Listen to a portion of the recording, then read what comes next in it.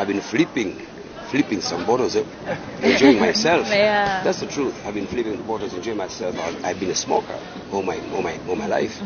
But for the sake and the goodness of myself and my health, I put on that side. I don't smoke anymore. I don't drink anymore. Oh, wow. That's it. Does it mean now you are looking for, you got a chance to see a reborn Chameleon now? Yeah. This is the second round, my brother. But God has given me episodes. That has been the first round in the past. Now we're starting the second round. And you must remember, I'm just 3 years away to 50, bro. So I have to slow down. Okay. Yeah, come on, tell me. On Thursday, you had a Thanksgiving service. Yeah. What inspired that? Like you had to decide now, let me do a Thanksgiving. Yeah, people must know that I'm a God-fearing person. I'm a believer. I put God ahead of everything. And before the doctors did their job, God did his own.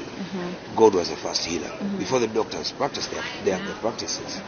So I've been praying to God that I be a better person every other day. Yeah.